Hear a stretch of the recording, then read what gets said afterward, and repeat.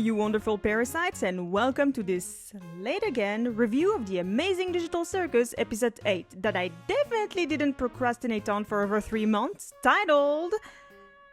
Yeah, I'm not reading that. Anyway, from the release of episode 8 until today, I feel like a lot has happened. For example, just the fact that the finale will release in theaters worldwide, which is insane, especially for an indie company. And just to flaunt my life to your little faces, just know that I will be watching it in theaters. Woo! Suck it, losers! That's it! Drool with envy, you scum! Anyway, like I said, I managed to get tickets for me and my friends, and I will be seeing the finale on June 6th. Not June 4th, June 6th. Yeah, in my country they're gonna release it on the 6th of June, which means, and I'm so incredibly serious right now, for every 4th of June watcher, please shut your trap. I'm not even joking, please refrain from spoilers. I will do the same on my end and release my next review after June 19th. I might drop a short spoiler-free review on the 6th, but that's it. No ruining this for everyone who's waiting for the official release, I'm serious. Yeah, so, hi? Westflower of the future here. I might have procrastinated a little bit too much on this script. So much so that as of today, the last episode has been fully leaked on Twitter. Great! Thankfully, I didn't get spoiled. For now. All I know is that people who saw the leaks are already refunding their tickets because they didn't like the finale. I don't know. I don't want to know. Those who saw the leaks, please don't say anything, even as a joke. More than watching the movie, it's also supposed to be a good moment that I will be sharing with my friends that I don't see that often, and I really don't want it ruined. I will assess by myself whether I like or not the finale by watching it with my own 2 eyes in the theater. I know the fandom is the equivalent of a war zone right now, and I really need a ceasefire, so please be nice, that's all I ask. Either way, sorry for the long intro, don't forget to like and subscribe, and also comment your thoughts, and let's finally start the review. You can save your wife, Gabriel. The episode starts with a flashback of the first group of people who ever got stuck in the circus, confirming once and for all that Kinger was there since the beginning. Anyway, trauma session ensues, and we're back to the present. The gang is arguing about what happened last time, until Pomni decides to reach the acceptance stage and suggests they just have to live with the fact that they will, well, never leave. At the same time, Bubble is successfully rage-baiting Caine thanks to the power of... what? Brother issues? Anyway, hey, does any of you remember I have no mouth and I must scream?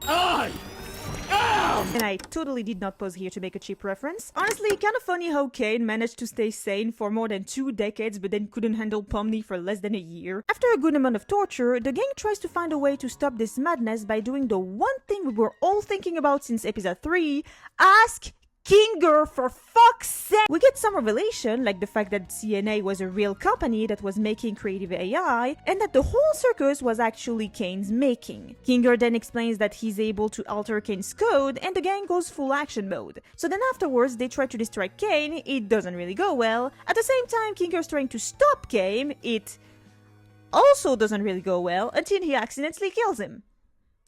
Hey, does that mean Zooble and Gangle can finally have sex? Anyway, as you can see, this episode was... a lot. Like, way too much. I will try my best to go over everything, but right away, just know that I loved all of it. The animation is the best that it's ever been, and I'm already dreading what could possibly be coming next.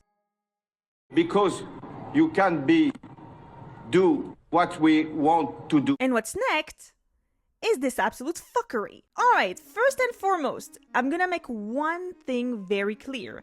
No, I'm not gonna talk about the current drama with Glitch Production. If you didn't know, over the past few weeks, something that I would like to call an absolute mess of a chain of events that in retrospect I should have seen coming a mile away happened. I'm not gonna talk about that in this video. This review is intended to bring out the show and the story in its core and not particularly what's happening outside. And if you really want to have a quick summary of what I think, to be fair, I'm not even sure what's happening anymore. First there was the drama with South Korea, then the finale getting leaked, and sometimes I even hear some mention of racism, like, what?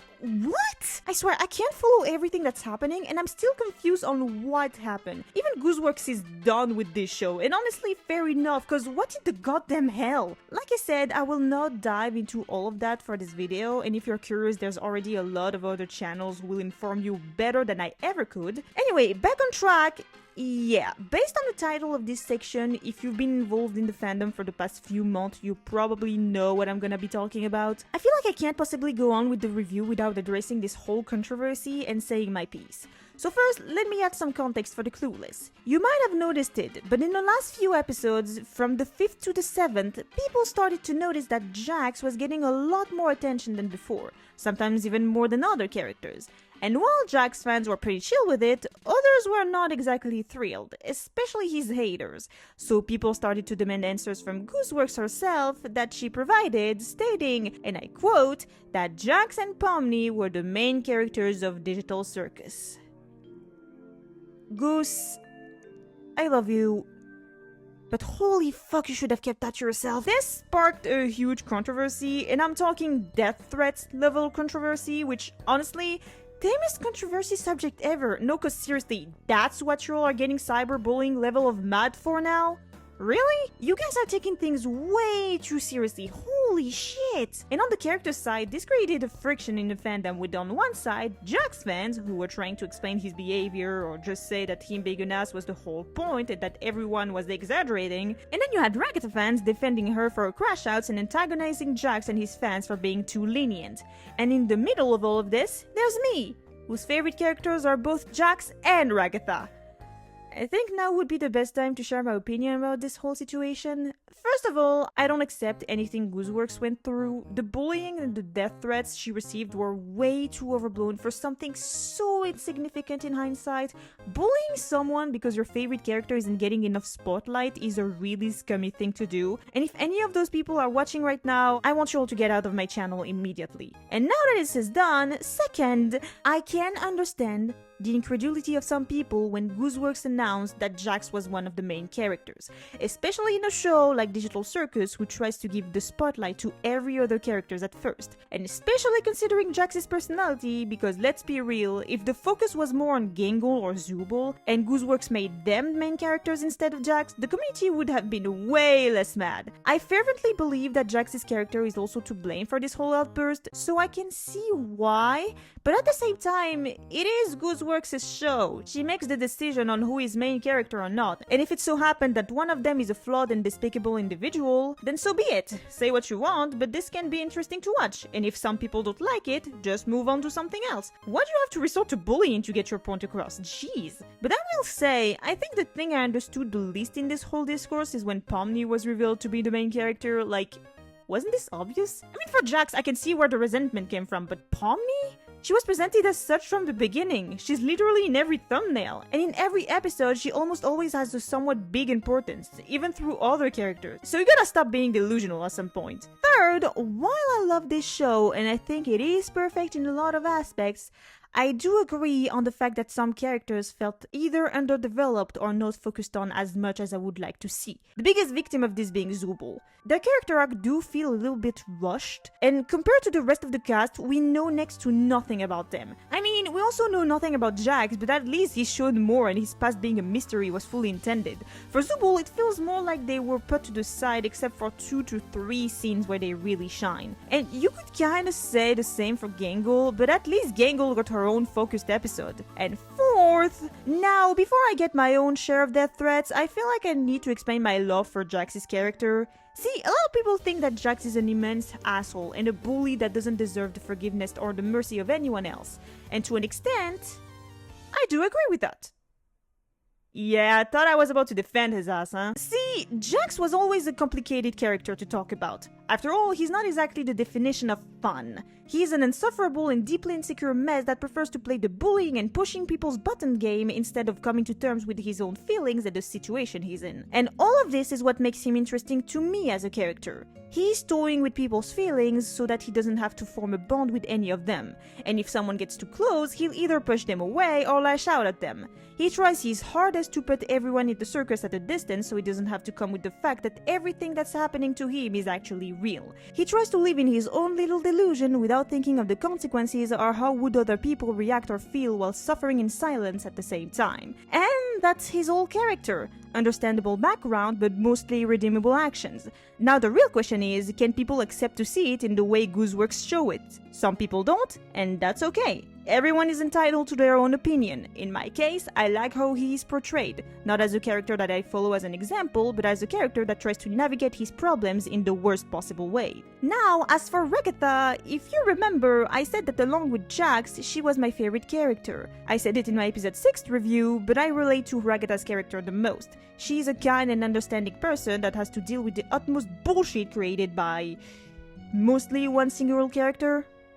Sometimes two, as well as trying to navigate her own people-pleasing mentality caused by her own mother. She wants to help to feel useful and not be hated, because if she's hated, in her mind, that would make her a bad person. I appreciate Jax's character and find him interesting to watch, while Ragatha is a character that I deeply connect with. To put it more simply, I love them both equally, but for very different reasons. That doesn't mean I don't have my own criticism either. I mean, in the scene where they're processing what happened last episode, it does feel like Jax is getting off the hook a bit too easily. I do see why Zubul says that to him. They're all in the same boat after all, and they already had to see so many people abstract before, so having Jax abstract wouldn't solve anything. But at the same time, I can also understand the people mad at this scene. It does feel like they're letting off Jax easy, because let me tell you, as a huge Jax fan myself, I can agree that this line from Pomni, "We've all done bad things," wasn't exactly the best way to describe the situation. No, cause what is the worst thing every character did in the show? If I had to describe it, Ragatha blew up on people and called Gangle annoying. Gangle had a manic episode and potentially went too hard on some of them. Zubul, I don't know, insulted Caine or something. Dropped a bucket of water at Jax. Put him in a maid outfit for a gag, I guess. And Kinger, it's Kinger? I don't know, when you compare all of this to the worst things Jax did, But I will say, if there's one thing I don't agree is the people that say that they redeemed Jax in this scene, which... No, that's not what happened. At the end of the day, Jax is another human trapped in the circus, with his own way to cope just as everyone else, albeit the worst way to do so. And I'm pretty sure everyone knows why Jax is like this. The characters are not stupid, they clearly see through his mask now. They just don't want him to die and have to make for another funeral. But that doesn't mean they just forgave him for everything. They just literally have worse things to unpack right now. I mean, just last episode, Zubul greeted him by splashing water on him and Gego played Smash the Watermelon with his face drawn into it. Trust me, they're not through with him. Especially Gangle. I think you might have noticed, but Gangle almost never talked to Jax in the last few episodes. She almost never interacts with him, except in this scene where she agrees with Jax that nothing mattered. Actually, in the cafeteria scene, everyone ignores him, because first, again, they had bigger things to think about, and second, they know he wants a reaction. They've been with him long enough. They don't care now. They even show him staring at Gangle almost as if he's having some sort of remorse towards her, which I think is a good thing. I'm not saying she should forgive him easily. I'm not saying that this now excuses everything he did to her or anyone else, but this look he gives her is, I think, the first step towards accountability. Again, I'm not saying that excuses what he did, but I do appreciate that we're trying to address it in some way. Speaking of Gangle, I know this is supposed to be a segment about Jax, but can we talk about Gangle and Zubul in this scene? I love how this whole interaction between them parallels their conversation back in episode 6. At the time, you had Gangle looking at Zubul with light shining behind them, and in this one, it's the opposite. Zubul has to finally give up on the fact that they will never leave the circus, give up on their dreams and their ambition, that they will never be able to leave their mark on the world, and Gangle, following their advice from 2 episodes ago, tells them that they leave the mark in hers, following on the idea that even if this world isn't real, what they're feeling, their relationship is, and will forever be sincere. I thought this was a beautiful moment between them, and honestly, I am kind of bummed that we didn't get more of it. Heart pounding in her chest. Penny said to Banana Joe, "Let's never split." Little story time. After episode 7 and dropping my review of it, a lot of people in my comments came up saying things like, "Wow, Caine is literally going full Am in the next episode, I'm sure of it." To which I thought, wait, who's Am? After going through socials and seeing this name come up so much, I realized that the Amazing Digital Circus was apparently mostly inspired by a book called I Have No Mouth and I Must Scream, written by Arlen Ellison and published in 1967. Damn, that's old. So after my review on episode 7, I decided to read it. And for those who didn't, I actually recommend you do. It's like 13 pages, it's really not that long, you'll be done in like 30 minutes. But for those who don't want to, the story is about humanity trying to create a super powerful AI that could help them in times of war. But unfortunately for them, they accidentally gave the AI a mind and a consciousness. And because of his condition, the AI starts to hate humanity, so much so that he wipes out humankind and leaves 5 random people. He later names himself Am and proceeds to torture the 5 remaining humans for all eternity. Yes, because Am also has the power to keep them alive forever. When the book starts, it even says that they've been alive for more than 109 years. The book is quite dark and is very good at making you uncomfortable multiple times, and the ending is even worse. Basically, while Am is not looking, Ted, one of the humans, manages to kill everyone else, essentially putting them out of their misery. But before he's even able to kill himself, Am stops him and decides to punish him. From what I understand, he transforms Ted into some sort of jellified blob with no legs, no mouth, no eye, and no ears. Ted's mind is technically still there, his consciousness is totally intact, and he can also in a sense move around, but that's about it. His senses are all gone, he can't do anything, and I think you can understand where the title comes from, which is also the last quote of the book: I have no mouth and I must scream. By the way, there was also a video game written by the same author, but I only did Helen and Gorister's route so far, so I won't really bring it up. But I think now, after episode 8, you can really see the show's inspiration behind it. Don't need to scream if you ain't got a mouth. Quite literally. I think now would be a good idea to talk about the show and the book and kind of link them together a bit. I feel like it's interesting to talk about their similarities but also their differences, because yes, while the setting of these two universes resemble each other a lot, their circumstances are another story entirely. And since I feel like people are already making the comparison, it could be interesting to really focus on the subject a bit. Don't worry, I'm not gonna talk about I have no mouth and I must scream for the whole video. I'm mostly just gonna bring up Am when I'm gonna talk about Caine later, but that's it. You see, there are a lot of people linking Am and Caine together. And while it's true that they have a lot in common, I still feel like they are vastly different in their nature and character. And since after this episode I noticed everyone comparing them, I thought this would be a good opportunity to say my piece on it. Hate. Let me tell you how much I've come to hate. And now the moment you have been waiting for, and before we go, I feel like I should warn you real quick about how this is gonna go. Just to be clear, while I'm talking about Am and his similarities with Caine, I am not gonna do that much of a deep dive on the book itself. There's a lot of interesting stuff you can get out of it, which is mostly just Am as a character, let's be real, as well as questionable stuff in my opinion. It's not a perfect book either. Even the author, from what I gathered, apparently he was a case. Again, I'm not really gonna talk about it, it's not the subject of this video. There's a lot of people on YouTube who talk much more about all of this if you're interested. Not only that, but I didn't watch any, reviews or anything of the like about I have no mouth and I must scream, so all of what I will talk about is more of my interpretation of what happened. It's basically the same thing that I've been doing with Digital Circus. Most of what I say is my interpretation and how I view what happens in each episode and how each characters are being portrayed, and not everyone is gonna have the same interpretation as I did, which is also why I push you guys to comment so much, because it's also interesting to see how other people understood one seed and how it can be different from someone else's view. Anyway, all of that to say, I might not be exactly right in some of my explanations, and if it's not exactly right, in parentheses, I apologize and you can comment if I make a mistake or if you have something to say. Anyway, now for the matter at hand. I feel like we should start at the beginning. During this episode, we get the revelation that CNA wasn't a game company, but one whose objective was to make AIs. We get little direct information about Caine's conception, but from the opening sequence, we can easily guess how everything came to be and why Caine is the way he is. From what I understand, and correct me if I'm wrong, the red dot we see at the beginning is most likely Caine, and the various pictures that are shown is most likely the representation of Caine getting fed information. In the first few seconds, we see the red dot generating very logical and obvious shapes. Stars, circles, squares, etc. But the more time passes, the more the shapes begin to differ, until the red dot began generating irrational and abstract figures, symbolizing its flaws and defects. After a while, the red dot is discarded and trapped somewhere, until a big blue dot appears, which I imagine means that CNA decided to make another better and improved AI, which I imagine it to be Able. Abel, contrarily to Caine, was bigger and kept making perfect, incomprehensible shapes, symbolizing its perfection in a way. Caine, witnessing this new improved AI, became jealous, managed to destroy his prison, and absorbed Abel, becoming the Caine we know and love. This origin story explains a lot of why Caine is so insecure about his usefulness towards humans. After being made with the purpose of helping humans, he was discarded because of his flaws, tossed to the ground like he was nothing to begin with. But at the same time, it makes sense in the grand scheme of things. Caine was a prototype, and Abel was the version they made after to counter its flaws, which is totally understandable. If we stop there, because see, like Am in the book, CNA made a huge mistake.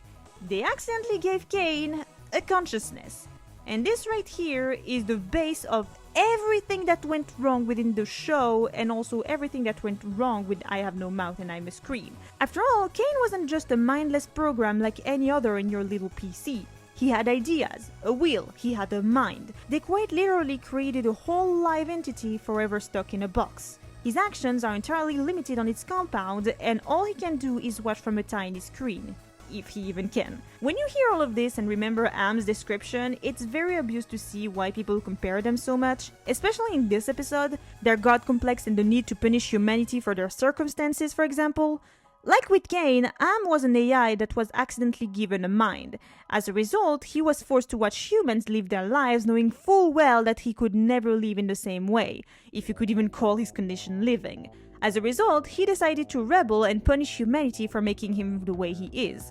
Which can be reminiscent of the switch Caine undergoes in this episode. Speaking of this, I saw some people say that his switch between complying AI and god complex evil bad was rushed, but I personally don't agree. His god complex was always there, and his inability to listen and do things his own way, disregarding the human's wishes, was hinted at since the beginning. In almost every adventure, he either changes the rules to his convenience, doesn't want to understand, or even completely scraps everything when he's not getting enough attention. The seeds had been planted from the very beginning and were even fully showing, which then resulted to whatever the fuck happened at the end. Now, people have their own opinions about Caine and whether or not his breakdown was justified, me included, and if you want my opinion, I will say this. Was his crash out understandable? In a way, yes. Now, was it justified? Hell fucking no! If there's one thing you need to understand about Caine, is that he is a hypocrite and severely ironical character. Just as Caine never asked to be created, the people trapped in the circus never asked to be there. They never asked to have these bodies, they never asked to have their identity stripped away, and they definitely didn't ask to be trapped here for all eternity. In his god-complex speech, he complains about humans and how they are spoiled entities who only think about themselves, which is pretty ironic coming from someone who never really listens to them and almost always disregards everyone's feelings to cater to his own needs. Am, in a way, is kind of the same way. Say what you want about his condition, but most of the humans he tortures didn't even have anything to do with his creation. He makes their lives miserable on the account that, to him, they deserve it, and even if they don't, that's the only way he can ever feel even slightly better about himself, even if it won't change anything. At the end of the day, Caine as well as Am are selfish motherfuckers. One way more than the other, but you get what I'm saying. While people compare them, and it is true that they have a lot of similarities, at their core there's a slight difference between the two that makes their whole character uniquely separate. Something that really recontextualizes their whole mentality. Am hates humanity with a burning passion, while Caine loves them. I mean, after episode 8, you might stare at me weird for saying that, but walk with me for a sec. Caine always made sure to please the humans and entertain them to the best of his capabilities. First because he was lonely and had severe abandonment issues, but also because he genuinely loves humans, fulfilling the purpose of being of use to them. Caine was created with a purpose. He was first conceptualized with the task implemented to him, which was to dedicate his whole self to humans and their comfort. He was once thrown away because people deemed him too flawed and then attempted to replace him.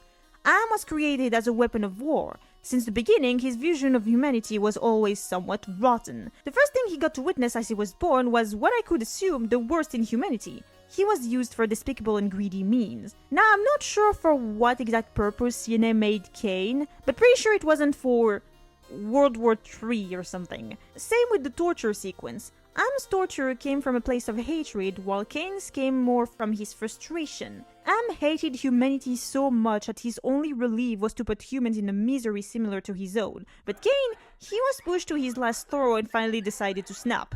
For him, it's not really hatred, it's more complicated than that. He seeks the validation of humans to prove himself that he is still useful, that the reason why he was even created still hold meaning. If there are no humans, then his purpose will be lost forever. Am, on the other hand, hates humans. He wants to make them suffer forever because that's the only thing he has left. If the humans die, he will have nothing left. I mean, he hates humanity so much that the most popular extract from the book and the video game is quite literally a speech to Ted about how much he hates humankind. It would not equal 1/1 billionth of the hate I feel for humans at this micro-instant. For you, hate. No, seriously, in the competition of who is the biggest hater in media, Am is in the podium watching down from the clouds. He's really pissed off at the world. And all of that is what makes those two characters way more different than you would imagine. The way they go about it is similar, but when you really start to think on it, their reasoning are opposite. Either way, I think that's all for this section. I didn't think I would have ever brought Am to the table that much, but here we are. Again, I think that's the last time I'm going to bring up I have no mouth and I must scream, or maybe not as much. Let me know if you liked me making this whole comparison. I wanted to do something different, hope you liked it, and now let's go back to the review.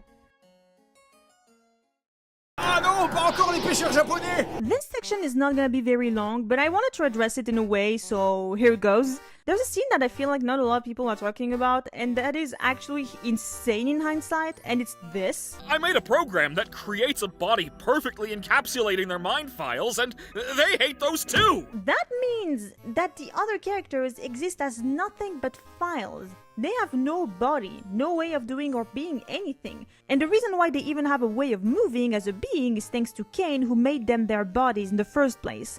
It's absolutely insane because this shows that Caine really made everything in the circus.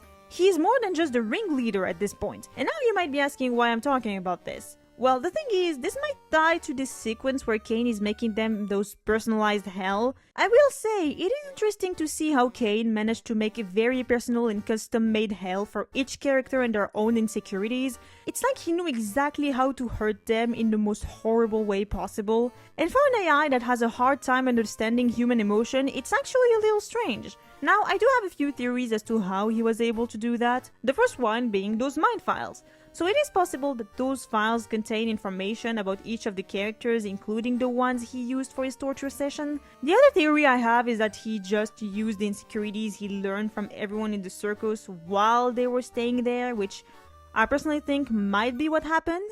Because when you watch each of their torture segments, you realize that each one of them has to do with a problem or a specific trauma that they either shared with the group or that they had to go through in the circus. For Pomni, Caine exploited her relationship with Gummy-Goo that he witnessed in episode 2.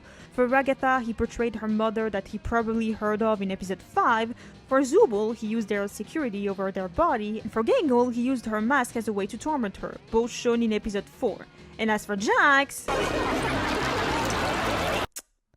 Anyway, you see what I mean? Of course, like I said, this is all theory. Feel free to form your own. Or not, considering the fact that the last episode was leaked. But, you know, for those like me who are waiting to watch it. People, let's move! Let's go! Go! Go! Go! Remember in episode 7 when it felt like Mannequin Abel had serious beef with Kinger for some reason? And since Abel was a creation of Caine, it most likely meant that for whatever reason, Caine had something going on with Kinger. Well, now we know why he had so much beef towards Kinger. Because we now have confirmation that Kinger was one of the people who created Caine, and thus is also responsible for his quote-unquote misery. Side note, does this mean that Caine technically has daddy issues? But now all of this has got me thinking, does Caine really hate Kinger, or is it more resentment towards one of the people who made him as he is? Because apart from episode 7, Caine never really treats Kinger this poorly. In fact, if you forget the last 2 episodes, he treats him as well as the others. And with this, I also wonder if the reason why Caine loves bees so much might be because of Kinger and or his wife. We know that Caine has some sort of hyperfixation on bees for some reason. We see him drawing them constantly, and we know that Kinger's wife was an etymologist and passed on her love for insects to Kinger. My point is, I wonder if Caine's obsession with bees came from Kinger, or even Queenie for that matter. Anyway, all of that to say, I hope that we have some answers waiting for us in the last episode. We'll see when we get there. Alan, we are so... I think we can all agree that this ending was... something. After Caine puts them in their whole personal hell, Kinger manages to accidentally delete him. And remember, we know now that the whole circus was made and maintained solely by Caine. So deleting him is quite literally deleting the place. And now people are just confused and scared of what could possibly happen next, and I have a few theories. You can also tell me what you think in the comments. Here I go. My first theory has to do with their imagination. Remember, Kinger tells us that they all have the ability to conjure in this world, but unlike Caine, who does it naturally, they have to concentrate more to do it. Yeah, I realized maybe they could try and patch the circus up with their imaginations. I don't know, for a concept this cool, I would feel a tad disappointing if they at least didn't try something with it other than, you know, god slaying. But if there's one thing for sure, it's that they are so freaking done for. No, because if the circus is breaking, that means the cellar is breaking. And if the cellar is breaking, lose abstraction in the wild. There's also the fact that Bubble is still there, which may or may not be a bad thing. After all, when Caine disappeared, Bubble didn't. And it's very much implied that Caine's death was a result of Bubble meddling in with Kinger's console. I know a lot of people think that Bubble might be a remain of what used to be Abel, and that may be why he was rage-baiting Caine in that one scene. Personally, I don't really believe in that theory, but who knows. So maybe Bubble will do something in the last episode? But then again, the circus is quite literally collapsing in itself. What would Bubble want to do? Or maybe Bubble just wanted to kill Caine and that's that? I don't know, you tell me what you think. Now on the other hand, I feel like there's one last theory that I was avoiding for the entirety of my reviews that I can't possibly dodge as of right now. Kinger explains at one point that Scratch, the one who was apparently in charge of the whole creative AI project, had a tumor in his head. And that got me and the community thinking. Because you see, for the longest time now, there was a theory in the community that may or may not actually make sense with this new information we got. A lot of people speculated that there might be a possibility that the people in the circus aren't actually human, but a digital copy of their self that was put in the circus. Basically, it is possible that the headset that they put on, instead of trapping them in the circus, downloaded a copy of their mind and conscience into the circus, making the people trapped there a digital copy version of their being, while their real self in the real world are still living their lives as if nothing happened. If it's revealed to be true, not only would this make the show even more tragic, knowing that they will never be able to get out since they don't have a physical body to get back to, but it would also tie in well with Scratch and his tumor. What if, because of the tumor, Scratch decided to upload his mind to a computer so that even after death, he could still technically live on? It's not a far-fetched idea, and this would explain the existence of the headset in the first place. Because think about it for a minute, why would CNA even make this sort of headset when their company was making creative AIs? And maybe all the other people who first got trapped there were all in agreement to also upload their mind in the computer to keep him company or something. Yeah, I don't know, you tell me. I'll be honest, this whole theory just reminds me of the show The Holo, season 2 to be more precise, if you know you know, and I'm still not sure how to feel about it. For the longest time I didn't want to believe in this theory because it would be too tragic and depressing to me, but looking at the evidence, there's a high chance it might be true. Again, for those who saw the leaks, don't answer me, I don't want to know. And that's it for today. Yeah, I'm leaving it at that. Also, I can't believe I managed to yap this much. I'm so sorry. Anyway, don't forget to like and subscribe, comment your thoughts, and I'll see you around.